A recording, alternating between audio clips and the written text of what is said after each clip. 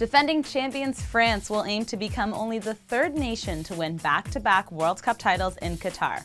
But since reigning victorious at Russia 2018, Les Bleus have underperformed at both Euro 2020 and the Nations League, with the French arriving at the finals with only one win in their last 6 competitive matches. Feeling the pressure at home, Didier Deschamps announced his final 25-man squad for Qatar yesterday, with some key names absent from the team sheet and some potentially record-breaking inclusions. Paul Pogba, N'Golo Kanté, and Wesley Fofana all miss out through injury, meaning France will have a much-changed midfield and will likely revert to a back four in defense. But Manchester United's Raphael Varane is included in Deschamps' squad, despite fighting to regain fitness from a bad knock in the Premier League last month. Spurs keeper Hugo Lloris will play in a 4th World Cup and could become France's most capped player of all time, needing just 3 more appearances to equal Liliane Thuram's record of 142. And alongside attackers Benzema, Mbappe, and Griezmann, 36-year-old Olivier Giroud has also made the cut, with the AC Milan striker needing only 2 more goals to equal Thierry Henry's record of 51 strikes for the national team. Finally, in the absence of Pogba and Kanté, the Qatar World Cup could be a career-defining moment for Aurélien Tchouameni. The 22-year-old has already successfully filled in for Casemiro at Real Madrid, and the defensive midfielder may well end up playing a key role for Les Bleus at the finals. Yeah, it could very well be a massive tournament for Tchouameni. Albert Vartanian and Sarah Peraria joining you today for Room 442. Tchouameni and Camavinga, big talking points for France's midfield as Didier Deschamps announced the 25-man squad for L'Équipe. No Ferland Mendy, but would there have been space for him with all of these right-footers in the back? Upamecano, Saliba, Hernandez. Yeah. Maybe it makes more sense, and I'm assuming this is what he was thinking, that they need more in the midfield right now. Yeah, I guess so. But I mean, right now, they only have one true right back in Benjamin Pavard. I mean, you mentioned it off air, but Jules Koundé can play in that position. But what's his health status at the moment? So it was surprising to see him not there because he's been a very good player for Real Madrid, more of a defensive fullback than an attacking fullback. But yeah, midfield is definitely a concern. And looking at that midfield, you understand maybe why he's gone with a bit more midfielders in that spot. Really quickly, I just want to mention the midfield. Rabiot, Tchouameni, Fofana, Guendouzi, Veretout, and Camavinga. It's not bad. That's not a World Cup winning midfield. Yeah, but you don't think this squad is going to win anyway. If they had a healthy Pogba, a healthy Kanté, they would, for me, be right there with Argentina and Brazil. So you're concerned they still right are now, in terms of the odds, but they shouldn't be. Yeah, your concern right now is the holding mid. My concern right now is the lack of experience in the midfield. Okay. I know Tchouameni and Camavinga play for Real Madrid. Tchouameni's starting for Real. Camavinga's making cameos off the bench. But they haven't played at that level. Yes, they've been in Champions League, but to be the 2 players you're going to rely on, I think, in the midfield, I just don't like the inexperience there. And I know Deschamps really likes Adrien Rabiot, so we're probably going to see him in the midfield with, I'm assuming, Tchouameni. But if that doesn't work out, who are you going to go to? Fofana, Jordan Veretout? It's not very strong. Guendouzi, yeah, but not a very strong midfield. Attack and defense, spectacular. Yeah. Okay, so let's talk about that attack. Kingsley Coman, Mbappe, Benzema, Giroud, Griezmann, Dembele, and Nkunku. It's crazy. It is insane. It's crazy, yeah. And we've spoken about how they're probably going to, look at the lineup. And Deschamps is favored to Griezmann. So we'll probably see Benzema, Mbappe, and then Griezmann just behind them. Not a bad up front for France for sure. No, and Griezmann plays so well for France when he puts on that shirt. He turns into more of a playmaker. I think he's also on penalties as well. At least he was the last World Cup. Yeah. So they rely on him a lot. So I have no issue with that front 3 or maybe even a front 4 if they throw another player in there. And thankfully for Deschamps at France, Dembele has found his form and he's cross our fingers, staying injury-free. Yeah, I'm really crossing my fingers for that one. I'm not worried about the attack, like I said, not worried about the defense, especially if Varane comes back and he's, 75, 80% fit. He's still going to be strong. It's just that midfield. Yeah. All right, well, let's move on to the England squad, which was announced, just moments ago at this point. Pretty standard, but really happy for this guy right here. James Maddison gets the call-up. I think the biggest takeaway was there's no Tomori from AC Milan. And, I feel really bad for him. He's been playing really well. He just won the Serie A last year with Milan. Is it that there was maybe no space for him on the squad? Potentially. I mean, you see the players that are on the squad right now. Kyle Walker, who was unlikely to get there. I think maybe if there was no Walker, we would have saw Tomori there because they needed another player in that back three. But I'm not that surprised. And I mentioned this to you as well. With Tomori, it's almost out of sight, out of mind, I think, for Southgate. He doesn't play in the Premier League. He plays in Serie A. That could be a case. And also the loyalty.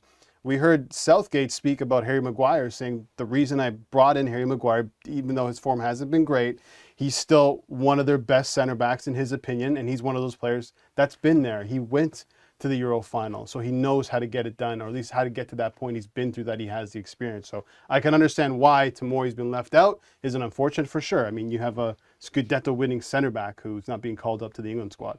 We also saw Callum Wilson make the squad. Yeah, that seemed, I mean, maybe a little bit of surprise, maybe not, but I think it's definitely a good fit for that squad. England needed a backup 9 behind Harry Kane, and they got their guy in Callum Wilson. I thought it was going to be Ivan Toney. There's a bit of a scandal going on with some gambling issues with Ivan Toney, which I don't know if are true or not. I think they're going through litigation right now.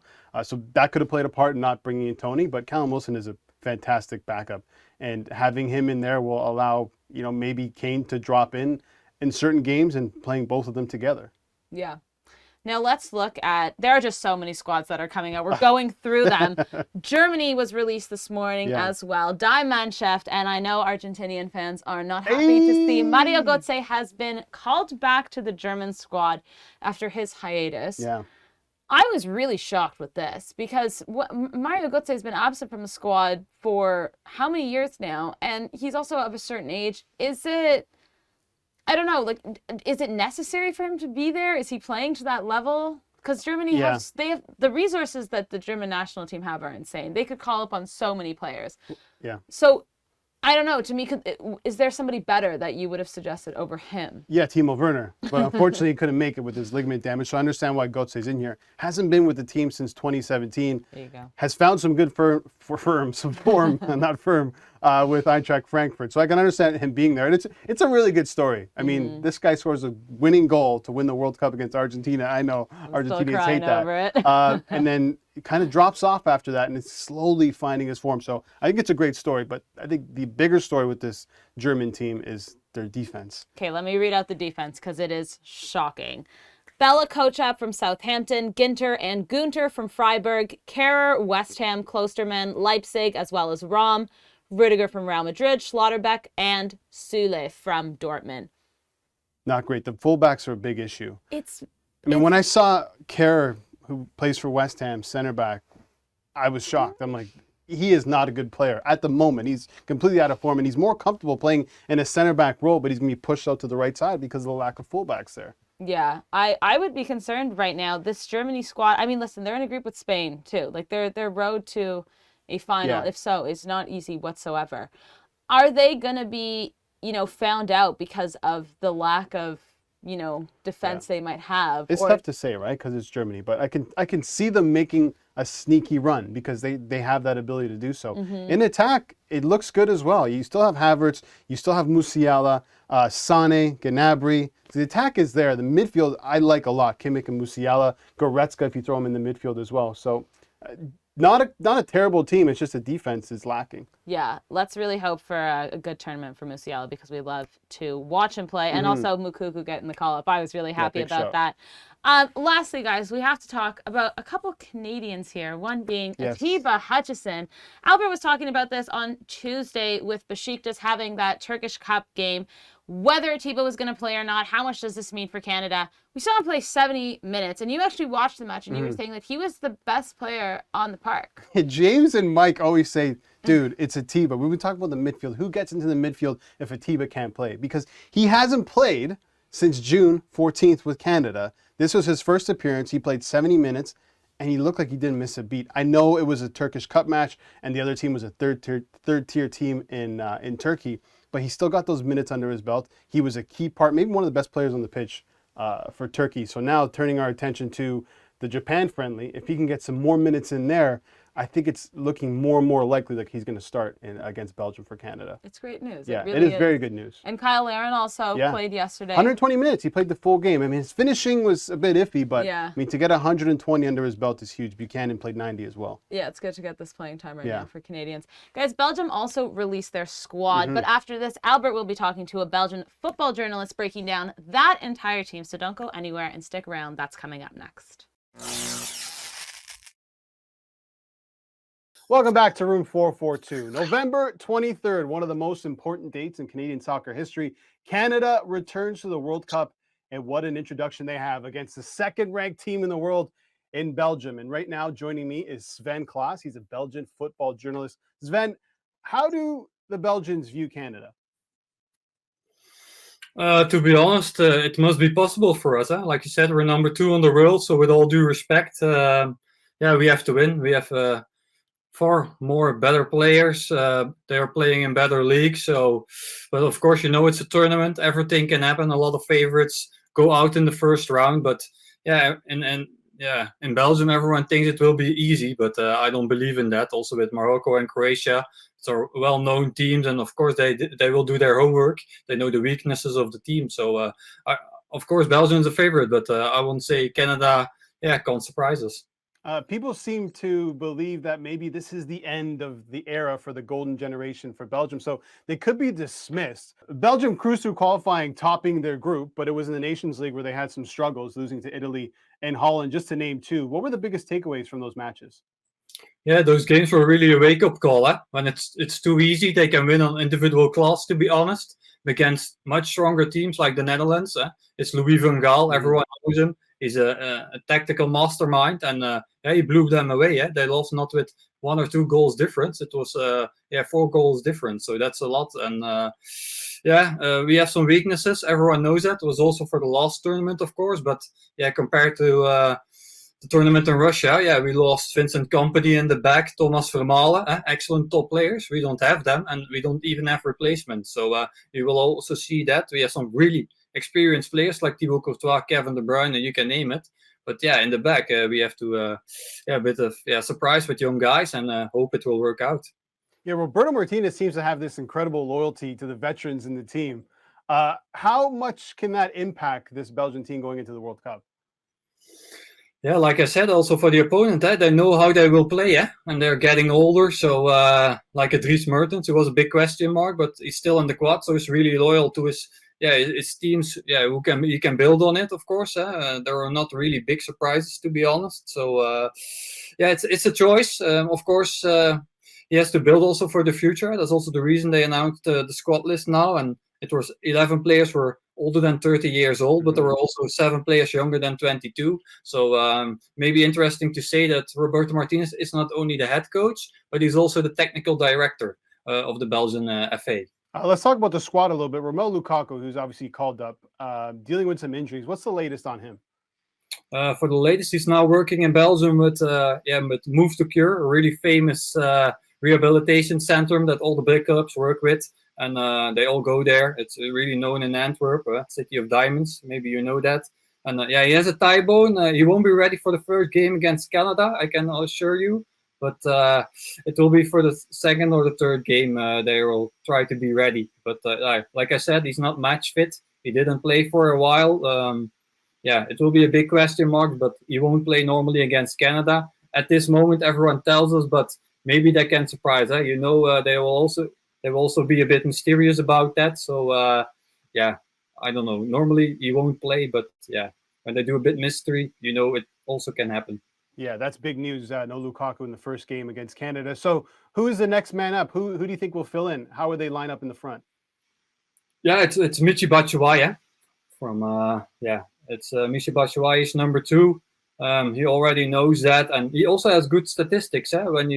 When you think about Romelu Lukaku, of course, he is the best statistic. He's the best striker from Belgium in the history. But also Michy Batshuayi is doing really well, also during the qualifiers and now the last couple of games in the Nations League. He almost scores every game. So up front is not a problem. Also not in the goal is the problem. But like the midfield, we have Kevin De Bruyne. But you also have some other experienced players in the back. Yeah, they're all getting older. So I think our defense and like I'm told, Canada has a lot of speed up front. Yeah. So I think that will be the biggest problem. How surprised were you to see Divock Origi omitted from the squad? Yeah, it's a pity for him, but yeah, like I said, he can't be a joker. They have to be fit. But to be honest, also with the communication of Roberto Martinez, some other players can be on the bench or even don't have a team. That's also happening with Jason Denayer, who also isn't now in the squad, but he was called up. Even he didn't have a team in September. Yeah, like Eden Hazard, he's not playing, but when you have an Eden Hazard from, let's say, 80%, is still an excellent player. And you don't have to put in an average player. So we will see. Also, like I said, Romelu Lukaku not match fit. Eden Hazard not match fit. So there are a lot of question marks in the Belgian national team at the moment. So everyone thinks we will go through to the next round and maybe further. But yeah, it still has to happen in the first 3 games. Okay, let's end on that final question. What are your realistic expectations for Belgium? Yeah, to be honest, they always say I'm a bit pessimistic, but yeah, I'm not sure. The first round, it can be really difficult. Everyone knows how they will play. It's and even they will play 3 in the back, 4 in the back. So like I said, with Toby Alderweireld, he's 33, but yeah, of course we have Thibaut Courtois is doing really well, so it will be really difficult to get past him. So I have to say optimistic and positive, but I think even the second round, it can be difficult because we can go through. I think it was against Germany or Portugal for the next round. So not easy. And we can go out. We have to be honest. So every team can lose from them, but every team can also lose from us. We have to be in a really good shape at the moment. And like I said, we're not the favorite. We're not. We don't have the confidence really. Also from our country, not from the world. We're not the black horse anymore. So. We will see what that. Croatia, Morocco can also be very difficult. Also for Canada, you have not much to lose. It's your second tournament, but every tournament we're there. So since 2002, so there will be some pressures, of course, and a lot of players will end with success. From the older golden generation, they will end with success. But we will see. So it's experience with a lot of younger, inexperienced guy, and we will see what happens.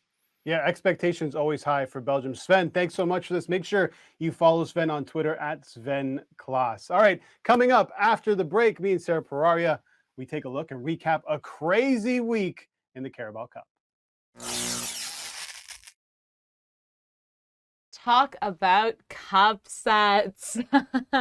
The Carabao Cup saw Tottenham Hotspur, Arsenal, Chelsea, and West Ham all exit the tournament in round 3 of the playoffs. Let's start with your Spurs. Jesse Lingard came to town and absolutely put one past you guys there. But more so, Renan Lodi. What a goal from this guy. Credit to Forrest. And I talked about this. I said leading into these games, a week out from the World Cup, there's going to be upsets, and some players aren't going to play 100%. Okay, but the difference here is that Arsenal, Liverpool, even Chelsea a bit, they didn't start their starting 11. Oh, I see what you're saying. Yeah. Tottenham, you guys had Kane. Yeah. You had Bissouma. It was a strong team. Sestignon. It was a very strong team. I think you guys had 7 of them were about starters. And lose 2-0 to Forest.